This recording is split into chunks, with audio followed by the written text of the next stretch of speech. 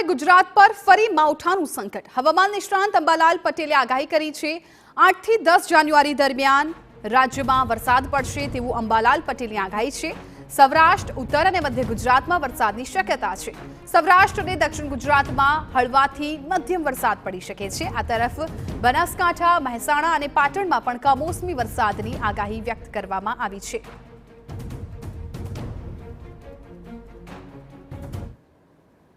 જાન્યુઆરીના 2024ના બીજા સપ્તાહથી જ હવામાનમાં પલટો આવવાની શક્યતા રહે છે, જેમાં એક મજબૂત પશ્ચિમ વિક્ષોભ લગભગ 7મી જાન્યુઆરીથી પાકિસ્તાન સુધી આવશે અને ત્યારથી જ દેશના ઉત્તરીય પર્વતીય પ્રદેશોમાં અને ઉત્તર ભારતમાં હવામાનમાં પલટો આવશે।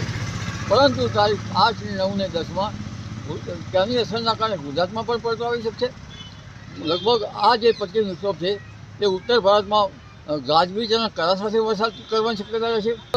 અરબ સાગરમાં જે સિસ્ટમ બની રહી છે તેના ભેજના લીધે દક્ષિણ સૌરાષ્ટ્ર અને દક્ષિણ ગુજરાતના ભાગોમાં વરસાદ થવાની શક્યતા રહેશે। સૌરાષ્ટ્રના અન્ય ભાગોમાં પણ વરસાદ થવાની શક્યતા રહેશે। એટલે આ કમોસમી વરસાદ જે છે હળવો તો કોઈ ભાગમાં થોડોક વધુ વરસાદ થવાની શક્યતા રહેશે।